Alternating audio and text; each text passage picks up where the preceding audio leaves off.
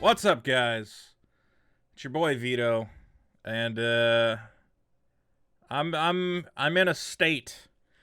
That's a very vague way of putting things, isn't it? I'm in a state of confusion, of dismay, of worry, depression. I don't know what I would call it. Just a general feeling of unease. And I'm a very paranoid person by nature, and maybe I take things more seriously than I should. But I look at the climate that we live in, and I am a person, I'm very scared for the future. And to be more specific, in this instance, I'm scared about the future of comedy. Now, I consider myself a comedian. Am I a big-time comedian? Do I sell out stadiums? No.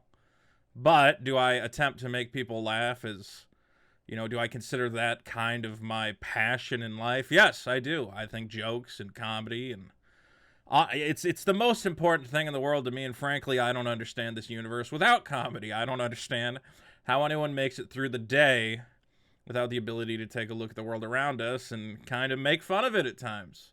Because we live in this very absurd world. I think you open any newspaper, there's a little bit of absurdity every day, and you need to be able to laugh at it. You need to be able to point it out. Just the illogical situations that we encounter, the crazy things going on. And that's why I consider comedians, I don't even know. I elevate them to a certain plane. I look at them with a certain reverence. I think they serve a very important role in society.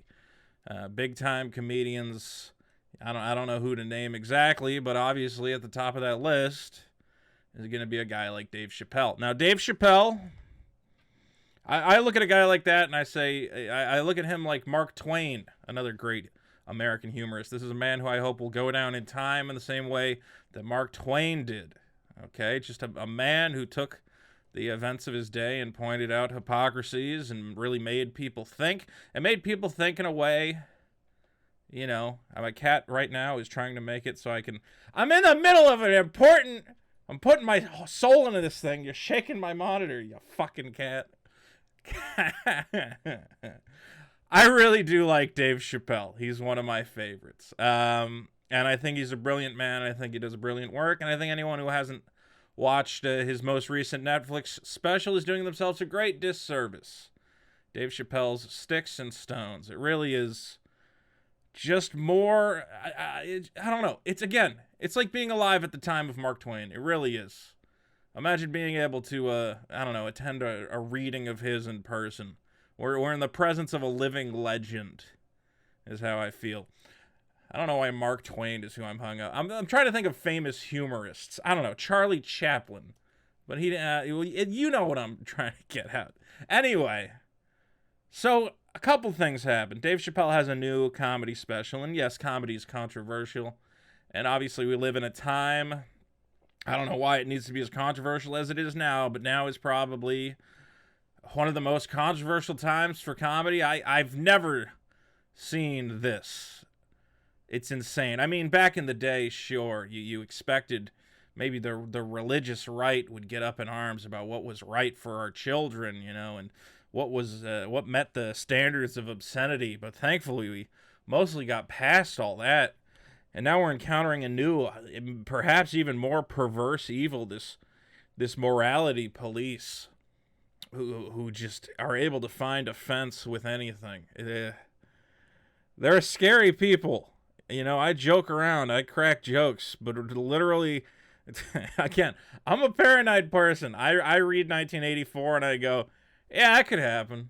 Give it 20 good years and enough crazy people in charge, and yes, you could outlaw all comedy, all independent thought, all anything. It would take the slightest amount of effort, as long as everybody on the earth agreed to be stupid for a long enough. You could make it happen, and it horrifies me. So to see people so eagerly suggest that we need to cancel Dave Chappelle, we need to ban forms of comedy for being insensitive, I lose my mind. I go crazy.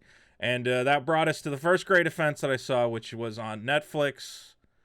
Well, Netflix is where the special is. On Rotten Tomatoes, the first 5 critics out the gate, five independent people, five independently thinking human beings who write professionally about media, who should have open minds and should respect and love the right of the artist to shock and fill us with new ideas, or just should respect creativity just across the board. 0%. 0% are right. And I don't know how to react. Part of me wants to go, well, of course, but we are the people rising up, and these critics don't represent us. They're powerless. That's what I hope. I hope that these critics are powerless, but someone's paying them. So somehow they're pulling in readers. Somebody's listening to these ideas, and I don't know if this is really what's taking hold. The idea that Dave Chappelle, the learned critics of the world whose job it is to inform people about entertainment, have all decided that Dave Chappelle is the worst thing that ever happened to the world. It's scary because I watched that special. It's a great special. It's honestly, I'm trying to think what the most offensive thing in there is. It's like I am more offensive than that special on a daily basis. Probably watch one of my streams. I'll say something more obscene than what Dave Chappelle said in that special. And I don't want to get into spoilers or anything else, but he talks about certain rape claims, certain sexual abuse cases. He touches on themes of LGBT. Hey, Busho, I'm not doing anything important. Just show your butthole to everybody. Will you let me make a video? Son of a bitch. He talks about themes, but they're real themes. They're real things that are going on. I don't understand this idea, that we have, for the first time maybe in the history of the world, there are more visible LGBT people than ever before. This is the first time in the history of our species that I think homosexuality has been such a accepted thing. And to tell a comedian that he shouldn't comment on these ideas, it's new. It's new. Of course a comedian should be talking about it. These are all new, interesting things. That's what I expect a comedian to talk about. And he didn't insult anybody. He didn't tell anybody to not be gay or not be trans or whatever else. I think it was perfectly reasonable, everything he said. Let me check Rotten Tomatoes right now. What is the current status of the Dave Chappelle Sticks and Stones? Because I have been told that it has changed. Oh, it bumped all the way up to 27%. I hate to say it, that's not much better. And I do want to say thank you to the audience score. That big old 99%. I mean, 30,000 user ratings. That does give me hope. It gives me hope that there is sanity in the world. I can't 100% be sure, but I really hope there is. And look at who liked it. Everyone who didn't like it. You got, I don't know. It's all white people disliked it. Black guy got the joke. Good on you, Dante James. And John Wynn. Is that how you pronounce that? That's good. That's good. White lady, she didn't like it. She was not a fan. All right. So that was bad enough. But what came from this? These numerous angry critics and, various people on Twitter who like to talk about getting people canceled. And there is a certain group of people who would love to cancel Dave Chappelle. It would be the trophy among trophies for them, because Dave Chappelle to them is a threat. He's a threat because he's a comedian, and Dave Chappelle is in an interesting position as far as comedy goes. People come to me, they go, Vito, how come you're not how come you don't comment on everything? How come you don't say the most outrageous fucking thing that's on your mind? I hate to say it, and I'm not saying that I hold back my opinion, and I do try to be as honest as I can be. But I don't have fuck you money. I really don't. Dave Chappelle has fuck you money. Dave Chappelle can say anything he wants, because no matter what, he could retire tomorrow. Okay? And he's got all the relationships in the world. Every comedian in the world loves Dave Chappelle. Every booker in the world wants to put Dave Chappelle on a show. Dave Chappelle he's in a great place. And I honestly admire him for being in that place, and where a lot of other comedians and entertainers and whoever else would say, well, I've gotten to the top. I don't want to jeopardize it. I better shut my mouth and toe the line. Dave Chappelle has said, no, I'm in a unique position where I can say these things and not worry about great harm befalling me and my family. I'm going to use that position to be a true comedian and say what needs to be said.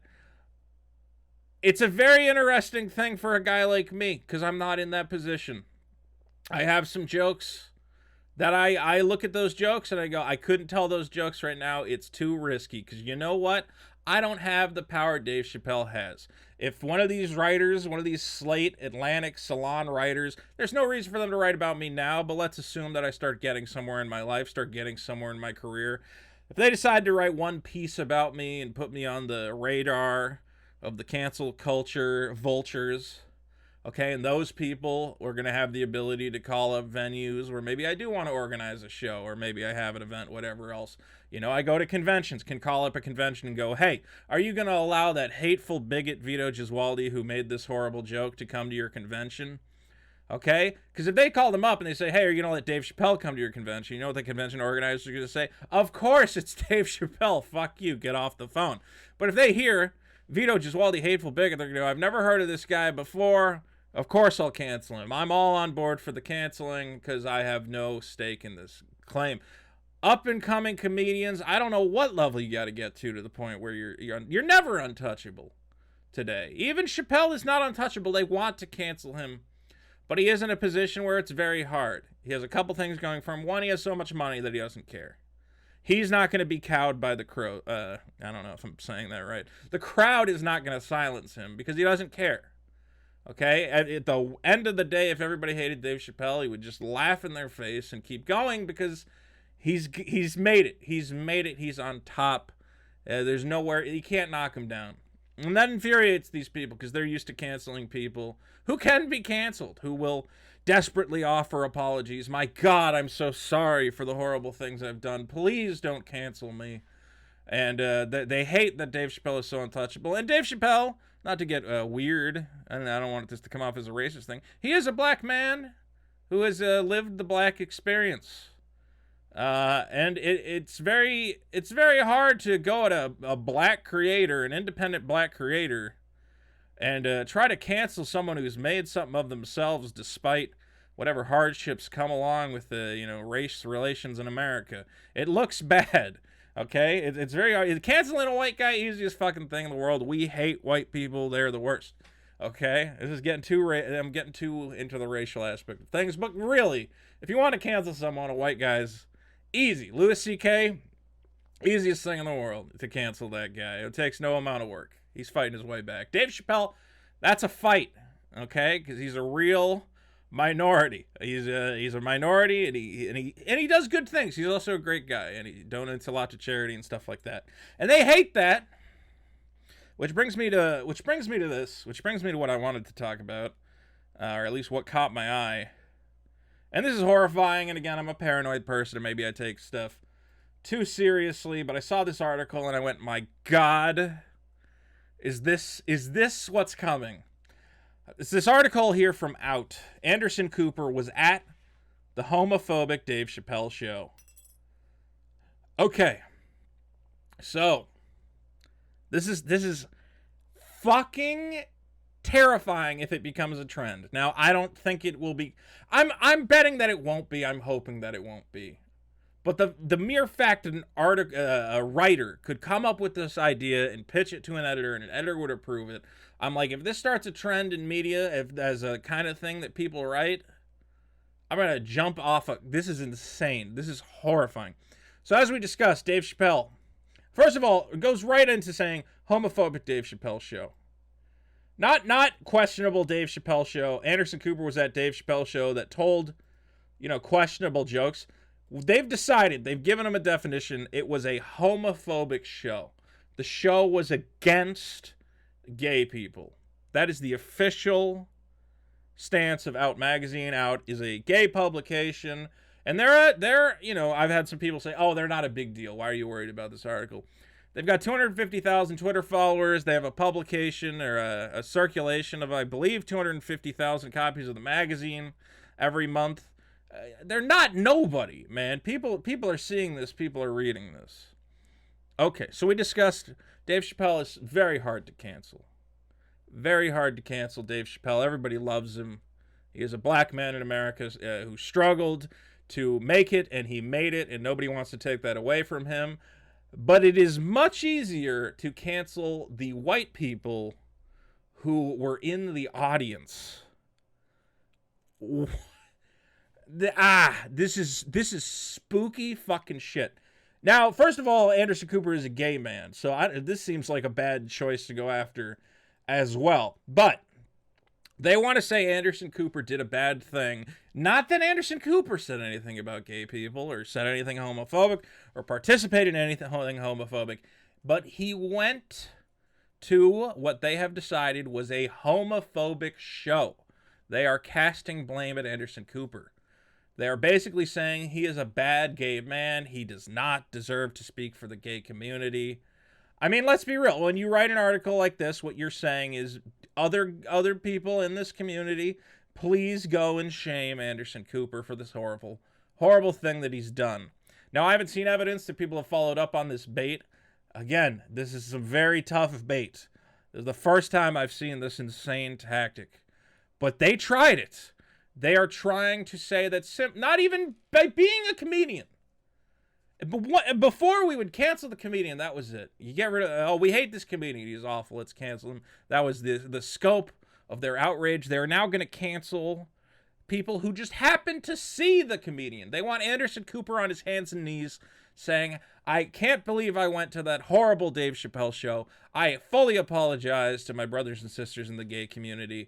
I've done a horrible thing by daring to go to a comedy show. That is what they are pushing for.